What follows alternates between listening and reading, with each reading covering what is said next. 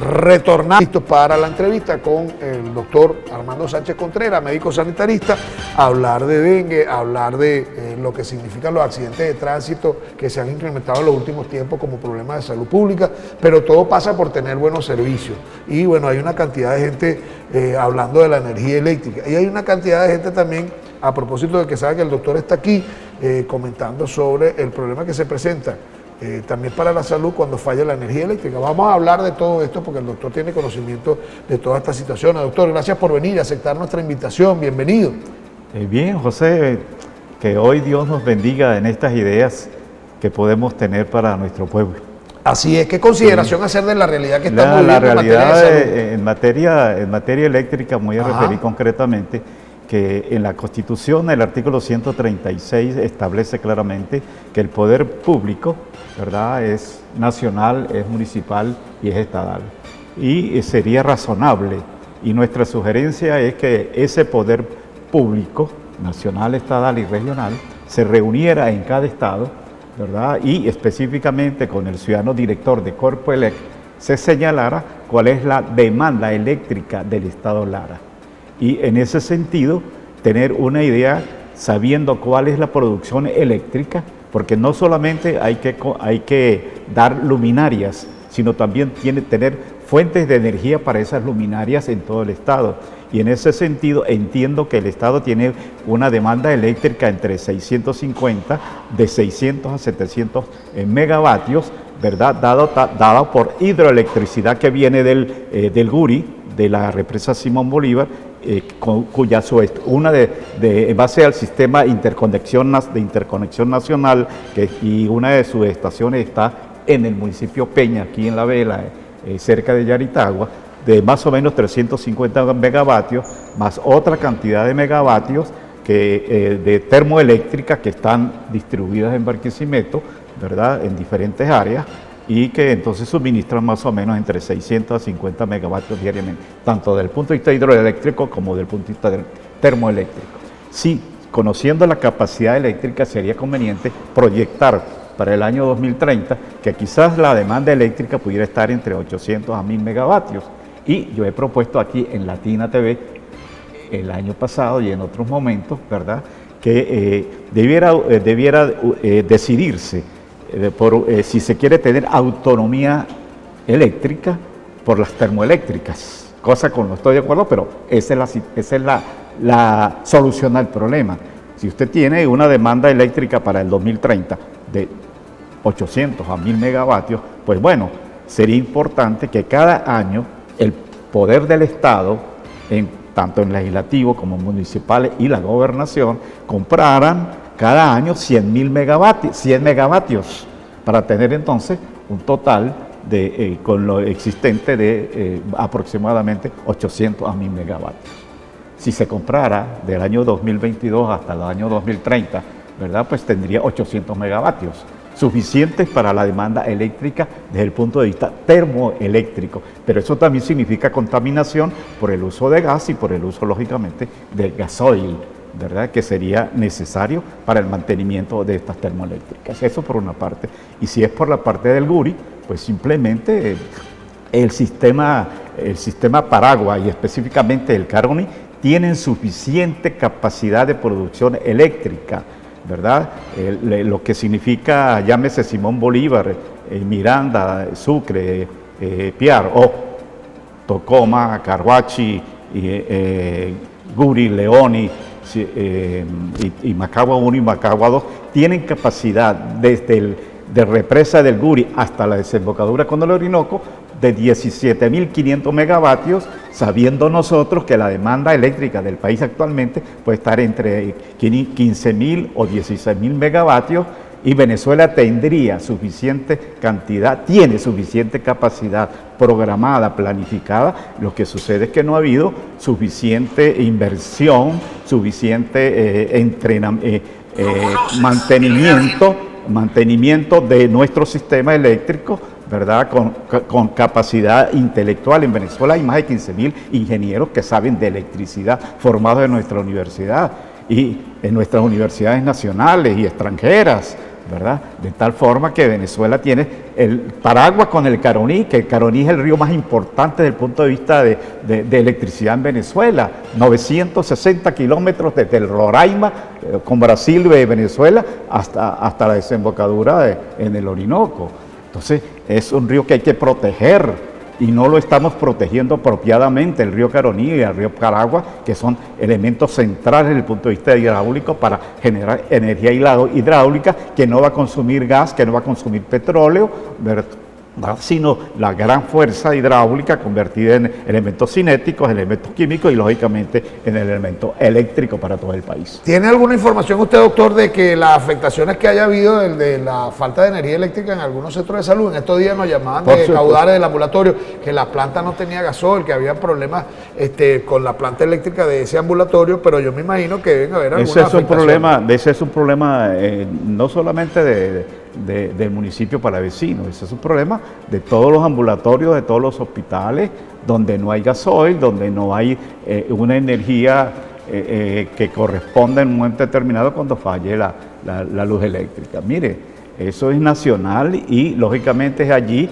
donde específicamente nuestro ministro de Salud o nuestra ministra de Salud y nuestros directores regionales o nuestros secretarios de Salud debieran buscar los elementos básicos para el mantenimiento, no solamente repuestos de las plantas eléctricas, sino también básicamente del elemento gas o del elemento gasoil. Eso es básico y lógicamente en un problema donde nuestra gran empresa nacional de PDVSA está en una minusvalía y está en crecimiento para ver si podemos producir este año o a finales de año 1 millón de barriles diarios, cuando estamos actualmente por la llegada de Repsol, sino la presencia más activa de Repsol de España y la empresa nacional italiana Eni, lógicamente de Italia, y Chevron de los Estados Unidos, más con otras compañías que pudieran buscar estar explotando y refinando petróleo, pues las cosas se van a hacer críticas. Y yo sugiero, frente a esta situación, que el director de Corpelec venga acá y diga, mire, nuestra situación es esta, y el Consejo Legislativo, el ciudadano gobernador y los 9 alcaldes con sus respectivos consejos decidan una política monetaria, una política financiera para comprar no solamente luminarias, sino fundamentalmente fuentes de energía para el momento actual y lógicamente para los futuros años 2030, por ejemplo. Esa es mi opinión al respecto. Y más cuando nosotros tenemos actualmente una capacidad solar tan grande, teniendo una universidad como la UNESPO, ¿verdad? La Antonio José de Sucre en Barquisimeto, con una materia, con una escuela básicamente de electricidad, donde hay gente capacitada tanto en este país como fuera del país, y así en la parte mecánica. La gente iba para Edelca, de aquí de Lara, de la UNESPO, iba para Edelca, iba para Sidor, para todo el sistema de aluminio, todo el sistema de hierro y todo el sistema eléctrico que está en el estado Bolívar concretamente, donde hay 240.000 kilómetros cuadrados de territorio, pero donde hay una riqueza extraordinaria, no solamente de estos elementos, sino también de material radioactivo como el torio y el uranio, y además del agua del Orinoco y de todos los ríos allí que establece, y especialmente, repito, el Caroní con el Paraguas. Doctor, hablemos de dengue, que la gente en los últimos tiempos nos ha planteado el incremento de los casos de dengue. Estamos viendo hasta dengue hemorrágico, hay muchos reportes de sitios donde hay olas de zancudo, la gente pidiendo fumigación. ¿Qué información manejan ustedes? ¿Tienen algunos datos a propósito de todo ese encuentro que tiene usted con los estudiantes? Porque usted es docente de la UCLA y se nutre de esa realidad que los estudiantes sondean. Bien, yo fui asesor de este estado ad honorem por la Universidad de Escuela de Medicina en este estado, asesor contra el dengue, cuando estuvo Orlando Miranda en la Dirección Regional de Salud en el área de saneamiento ambiental, de malariología y saneamiento ambiental en aquel entonces, y también lo hice en el estado Apure como asesor del estado, en el estado Barinas y en el municipio Jiménez del estado Lara. E inclusive cuando estando en el estado Lara y específicamente en el municipio Jiménez con el doctor Héctor Núñez hicimos volante que decía unidos todos contra el mosquito. Y el prevenir el dengue es responsabilidad de todos, tanto del Estado como de los ciudadanos. Pero específicamente en buen elemento, ¿cuál es el problema del dengue? Bueno, en que no tenemos agua en nuestras casas y nuestra gente entonces tiene agua en recipientes de cualquier naturaleza, tanto para el consumo como latas, neumáticos, floreros, conchas de coco, zapatos viejos, cualquier vasija, cualquier recipiente. Esa es la casita del mosquito. Y lógicamente ese mosquito no es que esté enfermo allí, sino que cuando sale enfermo, cuando sale de allí aproximadamente a los 10 días después que pone la mosquita sus huevos en el nivel superior del agua, ¿verdad? Pues lógicamente sale el mosquito, un mosquito de larva pasa a ser un avión, un elemento volador, y cuando pica, ¿verdad? Cuando muerde, como buen bionalista, entra su estilete sobre un capilar, ¿verdad? Porque son los mejores bionalistas del mundo para sacar sangre y para inyectar. Entonces el parásito, el virus, si lo tiene dentro. Y ese virus puede ser 1, 2, 3 y 4. Son 4 virus diferentes de dengue hasta ahora conocidos, ¿verdad? Aunque hay otros, pero específicamente esos son esos 4. Y entonces el problema está en que ese mosquito infectado, y si hay una gran cantidad de mosquitos que no están infectados, se infectan con personas que están enfermas, rápidamente se disemina, se propaga dentro de nuestro pueblo y dentro de nuestra gente la enfermedad de dengue. Eso, y lógicamente, para resolver el problema, ¿qué es lo que hay que hacer? Bueno, suministro de agua a las 24 horas del día, punto. 1. 2, que la gente entonces utilice mecanismos de protección. ¿Cuáles son los mecanismos de protección? 1, la inteligencia. No tener recipientes con agua dentro de nuestras viviendas, ¿verdad? Y que también los municipios, ¿verdad?, con sus respectivas autoridades, recojan las basuras apropiadamente, permanentemente. No es porque, sino que contribuye la basura al mantenimiento de determinadas áreas de agua estancada de buena calidad para el mosquito y su multiplicación. Y lógicamente, ¿qué es lo que hay que hacer? Si usted tiene un recipiente con agua, porque no le llegue el agua todos los días, las 24 horas del día, sino una vez a la semana, 1 hora, 2 horas, 3 horas, o no le lleguen 15 días y usted tiene agua de recipientes que ha recibido por X razón, de cisternas o de cualquier otra naturaleza, pues lógicamente usted tiene agua. Y si usted no la tiene tapada, y si usted no limpia el nivel superior de donde va el nivel de agua, para quitar los huevitos de las mosquitas, pues lógicamente usted va a tener allí el crecimiento, multiplicación de huevos, larvas y mosquitos, ¿verdad? Y lógicamente, si hay una infestación muy importante dentro de nuestro estado, ya sea en la capital del municipio, en los caseríos, o específicamente en Barquisimeto, en altas niveles de porcentaje de infestación, pues lógicamente tendremos la enfermedad. Y lógicamente, para resolver también eso, el Estado utiliza el abate, ¿verdad? A razón de 20 gramos por 200 litros de agua. Pero tiene información si todavía se viene utilizando ese plan de fumigación o de abatización. No, entonces, ¿qué sucede? Que si no hay la inteligencia del ciudadano para protegerse, si no hay el financiamiento a través de malariología, de saneamiento ambiental, ¿verdad? Para tener equipos de fumigación. Y aquí lo que básicamente, en mi opinión, más que eso, es que cuando yo tenga un caso de dengue en el hospital, haya una buena información por parte del médico a epidemiología municipal, epidemiología regional, para que la epidemiología regional le pase la información a malariología y saneamiento ambiental, de salud ambiental, a los efectos de que las cuadrillas que todavía existen allí, entonces vayan a la casa del niño o de la persona que, estando hospitalizada, vaya a matar, a fumigar, a hacer un control focal y perifocal en la casa y alrededor de 400 metros de la casa donde estaba el enfermo, y poder entonces matar en ese momento todos los mosquitos que estén allí flotando, vamos a llamarlo así, ¿verdad? En área aeronáutica, para entonces, si están infectados, ¿verdad? Pues entonces no puedan transmitir la enfermedad, propagar la enfermedad al resto del caserío, al resto del barrio, ¿verdad? Entonces, si usted no tiene el criterio, el médico, de hacer una buena historia, de tener referencia, porque a veces la referencia ¿cuál es?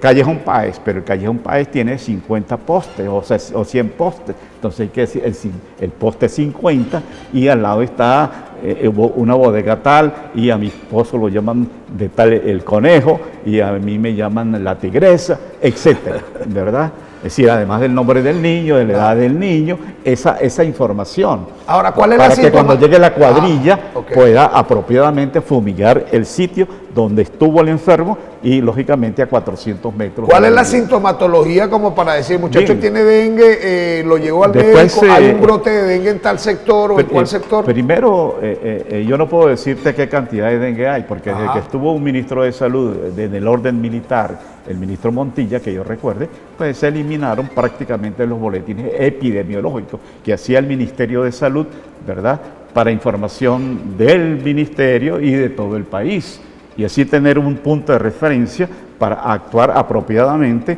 con los recursos intelectuales, con los recursos materiales, para poder ir controlando enfermedades que en un momento determinado se tengan. Sin la información, lógicamente, lo que hay que hacer o saber es que cuando a uno lo pica un mosquito, ¿verdad?, infectado del virus dengue 1, 2, 3 o 4, a veces la circulación es del 1, del 2 o del 3 o del 4, pues entonces en un periodo de incubación, así como los huevos que duran 21 días para salir el pollito, ¿verdad?, el huevo de gallina con gallo, para los 21 días, entonces usted tiene, en este caso, el periodo de incubación del dengue está entre 3 a 5 días, un poco menos, un poco más, dependiendo de la cantidad de virus inoculado por el mosquito sobre la sangre de la persona. E inmediatamente al quinto día, cuarto día, empieza la persona a lo de siempre. ¿Cuál es lo de siempre? Fiebre, pérdida del apetito, debilidad, dolor muscular, dolor óseo, dolor en las articulaciones y en situaciones más complejas, problemas de orden hemorrágico, problemas de orden de shock, problemas de orden de corazón, problemas de orden de retención de líquido en el abdomen, problemas de orden pulmonar y lógicamente entrar a una fase al séptimo día aproximadamente intenso de deshidratación, y es donde los elementos del laboratorio, además del elemento clínico, además de las hemorragias chiquiticas, de esos punticos rojitos o rosaditos que se dan en el cuerpo del niño y de la persona, pues, o de la prueba del torniquete que se prueba y entonces ahí aparecen los punticos rojos. Eso es una orientación clínica, ¿verdad? Además de que ya se sabe o se tiene la información tanto regional como nacional e internacional del dengue en una fase epidémica que ya sabemos nosotros que en muchas partes del mundo es endémica. De allí que la pérdida de peso, la pérdida de apetito, la fiebre, los punticos hemorrágicos rojos que tengo en el cuerpo, el dolor muscular, son los signos, pero se pueden hacer fuertes con una citis, con problemas de orden cardíaco. El Servicio de Anatomía Patológica de los Estados Unidos concretó con corazoncitos de Huila, de los departamentos Huila de Colombia, que el virus dengue, así como otros virus, así como el coronavirus, que yo inclusive lo señalé en una oportunidad, que podría estar originando problemas de corazón, el Kawasaki concretamente en el estado Lara y en cualquier parte del mundo, porque en la Universidad de Yale, en el estado de Connecticut, se determinó cuando hubo el coronavirus New Haven, que posiblemente ese coronavirus, y eso solo lo señalé aquí oportunamente, ¿verdad?, podía traer problemas del corazón, problemas respiratorios severos y también problemas de orden hemorrágico, concretamente. Nosotros tenemos que afirmar claramente, ¿verdad?, que hoy en día, además del control sanitario de la existencia del problema de la casita, del mosquito, es el agua. Su casita es agua. Si nosotros eliminamos ese problema, un problema de saneamiento ambiental, un problema de conciencia, un problema de responsabilidad humana, del poder político y también del poder humano como ciudadano. Pero lo grave es que en el mundo, hay que saber, y es bueno que lo sepa todo el mundo nuestro, que en el mundo existe la vacuna contra el virus dengue, sí hay, desde hace muchos años. Ya vamos a hablar de eso, doctor. Vamos a extender esta llamada del doctor Carlos Angulo, que nos ha mandado varios mensajes y lo tenemos en la línea telefónica. Saludos, doctor. Saludos, caramba, un gran alumno, un hombre con una disciplina y un sentido social extraordinario, que está haciendo, siempre ha sido protector de la salud del pueblo a través de su organización social, el Colegio Médico, y actualmente promoviendo su clínica con gente muy inteligente, ¿verdad?, con un sentido humano profundamente cristiano, y además de tener uno de los mejores servicios de neurocirugía de la República. Lo tenemos en la línea telefónica. Saludos, doctor. Buenos días, José. Buenos días al profesor Armando Sánchez. Te felicito por este programa, es un programa muy aleccionador, un programa muy educativo. El profesor Armando Sánchez, por supuesto, no pierde su capacidad de docente de una manera clara, de una manera sencilla, explicando cómo contener una enfermedad tan grave como el dengue. Él tiene toda la razón y ojalá que llegue a la mayoría de tus televidentes su información, su mensaje, porque es tal cual como él nos lo explicó, como nos lo enseñó. El dengue se contiene solamente controlando al vector. Si se consigue un paciente infectado con dengue, efectivamente ese es el trabajo tanto del médico como del epidemiólogo como de la región sanitaria, de ir a controlar el vector. Una cosa tan sencilla que se puede controlar solamente entendiendo de manera clara cómo el profesor Armando Sánchez está dando esta maravillosa explicación. Me honro de haber sido su alumno, claridad de pensamiento. Ojalá muchas personas tuvieran la energía y tuvieran la inteligencia y la preparación del doctor Armando Sánchez. Realmente lo felicito, doctor. Ojalá que las autoridades, este es un valor que deberían tomar en cuenta las autoridades sanitarias, tomarlo en cuenta para que ayude a contener ese poco de enfermedades, que no tenemos cantidad de dinero suficiente para controlarla, y con simplemente educación sanitaria a la población, el mosquito del dengue se deposita y pone sus huevos, se multiplica en agua limpia. Y lamentablemente somos un pueblo que no tenemos agua y tenemos que acumularla. Con simplemente taparla o usar el abate, que eso es una tontería, eso no es nada costoso, se puede evitar enfermedades que son fatales y que afectan fundamentalmente a nuestros niños. Te felicito por ese invitado de lujo que tiene en el programa. Un abrazo. Gracias, doctor. Gracias por la participación. El doctor Carlos Angulo, que además de lo que usted escuchó, de la consideración hacia su persona, dice que usted sería un asesor que lograría un gran efecto para contener este tipo de enfermedades, y hablaba precisamente de la educación sanitaria, que es lo que usted nos está diciendo. Bien, primero yo tengo que decir que yo nací para poner mi inteligencia, Dios me la dio mi genética, papá, mamá, ¿verdad? Me la ha enseñado la universidad, mis maestros, y me la ha enseñado mi pueblo.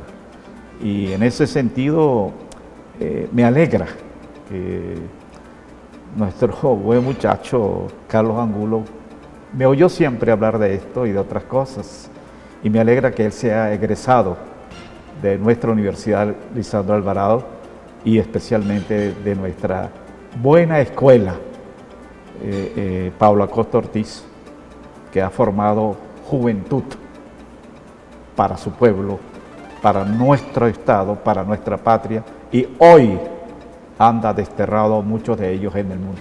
Doctor, se habla de dengue clásico y de dengue hemorrágico. ¿Cuál es la diferencia? Ya no estemos hablando de eso. Ya lo que hay que hablar es del dengue y de que usted tiene que controlar en su casa, y especialmente los maestros, enseñarle a sus alumnos, ¿verdad?, que darles como tarea que cuando vayan a su respectivo hogar, eliminar toda tapita con agua, así sea una tapita de un refresco, así sea una botella, así sea un neumático, así sea una carretilla, así sea una concha de coco, ¿verdad?, abierta, así sea un zapato, hace un florero, cualquier elemento que esté allí lleno de agua es la casita del mosquito patas blancas, Aedes aegypti, como lo llama el mundo científico, en la entomología propia del lenguaje.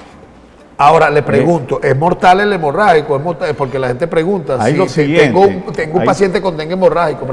Un paciente con dengue hemorrágico, ¿qué es lo que hay que hacer? Bueno, tener una hidratación con ese paciente, darle un suministro apropiado de plasma, darle en un momento determinado sangre, ¿verdad? Y tenemos problemas entonces con nuestros bancos de sangre que no va la gente por diferentes razones, ¿verdad? Por pérdida de especialistas que se nos han ido, ¿verdad? La gente no está contribuyendo al mantenimiento de nuestros bancos de sangre.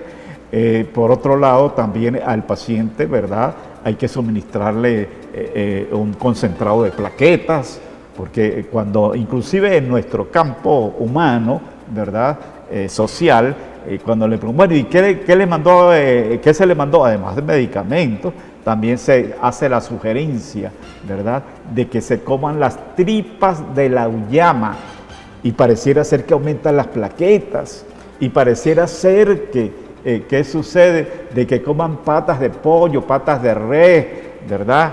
Es decir, todo ese contenido de colágeno que hasta ahora no hay el elemento científico de prueba porque no se ha hecho un estudio, pero valdría la pena, ¿verdad?, de que se hiciera una evaluación al respecto de si, ¿verdad?, esas patas de pollo, ¿verdad?, molidas o no molidas, ¿verdad?, que esas tripas de la auyama, ¿verdad?, contribuyan al aumento de las plaquetas por ser colágeno. E inclusive algunos señalan que hasta la gelatina. Y yo recuerdo, ya claro, en otro aspecto, que uno de los maestros nuestros que comían más gelatina en Venezuela en su vida fue el gran maestro Jacinto Convite, quien en muchas partes, algunas veces pudo compartir con nosotros el alimento con su familia, con nuestra familia, en nuestra casa, y había que tenerle una ponchera, exagero, de gelatina. Qué bueno. Mire, doctor, también quedamos que íbamos a hablar de los accidentes de tránsito. Sí, pero yo quisiera antes de decirles que en el mundo existe la vacuna contra el dengue. Usted le iba a preguntar eso. La vacuna contra el dengue, e inclusive en el año 91, ¿Y existe aquí? En el año 91, en el diario El Informador, el señor Ramón Vargas, ¿cómo se llama? El poeta Ramón Vargas. Yo decía que la vacuna, año 91, si mal no recuerdo.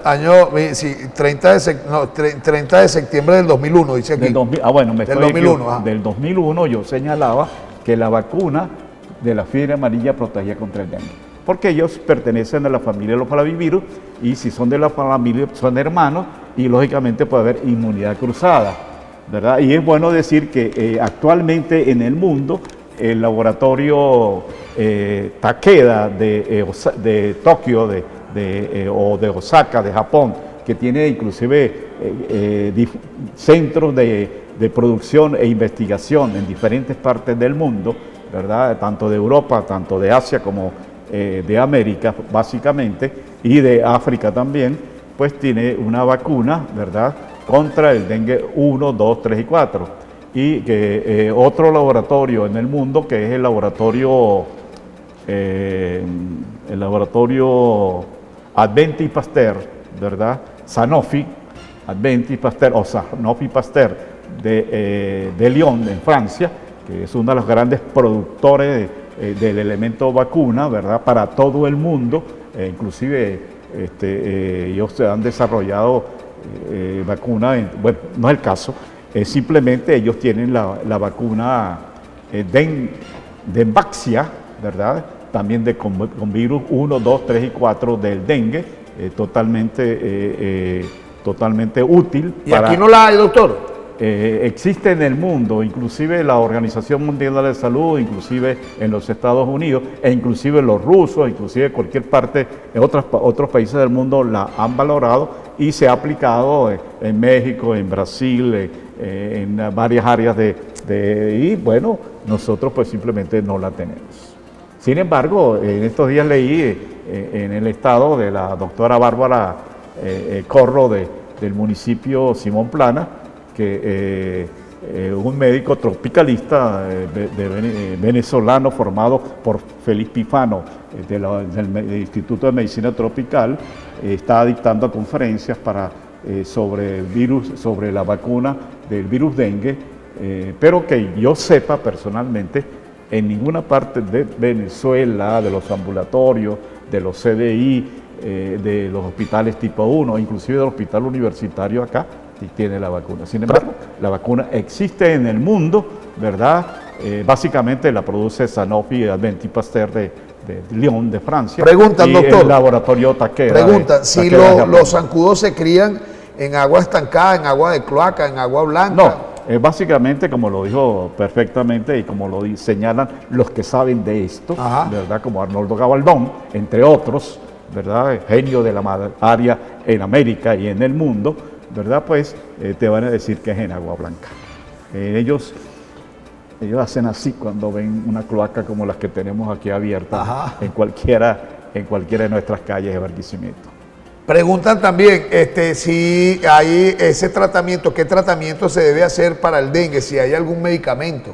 No, control del sostén de alimentación, de hidratación, de elementos biológicos como plasma, como sangre, como plaquetas, concentrados plaquetarios, como el control de la fiebre y, lógicamente, tener muy claro que a veces en nuestros hospitales de Venezuela, algunos de ellos, incluyendo universitarios, se ha operado porque como presenta un dolor abdominal, se ha pensado que es una apendicitis y resulta que simplemente el problema es de dengue por no consultar con el elemento epidemiológico si está circulando o no está circulando el virus dengue dentro del estado o dentro de la región centro-occidental o de cualquier parte del país. Nos dice un usuario aquí que estuvo hospitalizado en el hospital varios días con dengue hemorrágico y que había una ola de zancudo en el propio hospital. Bien. Que no han fumigado, pues. Y yo le pregunto, ¿solo la fumigación hace falta? Es la menos importante, pero es la necesaria en un momento determinado.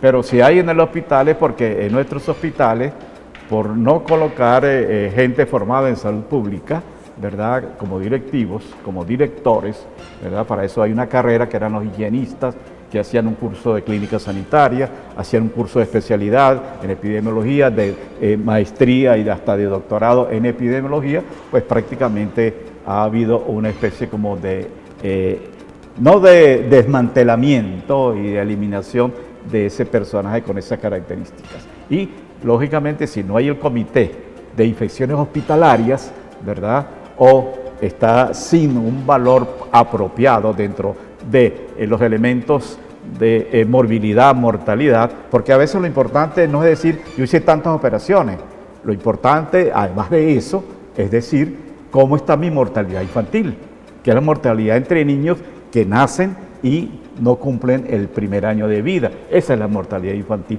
¿Cuál es el valor de mortalidad infantil? ¿Cuál es el valor de mortalidad general? ¿Cuál es la tasa de morbilidad y de mortalidad por las 10 primeras causas de enfermedad que se producen en mi municipio, en mi estado y en la nación y en el mundo? Si no se tienen esos indicadores para decir hay que actuar, hay que analizar desde el punto de vista epidemiológico, administrativo y financiero a los efectos al efecto de la formulación de los presupuestos, tanto regionales como estadales, que sean formulados por el Ejecutivo y aprobados por la Asamblea Nacional, y en base a la alcancía que tiene la República para resolver los problemas de su pueblo, pues entonces no tenemos respuesta al problema. Mire, doctor, nos quedan 5 minutos de programa y habíamos acordado hablar de los accidentes. Bueno, mire, es muy simple,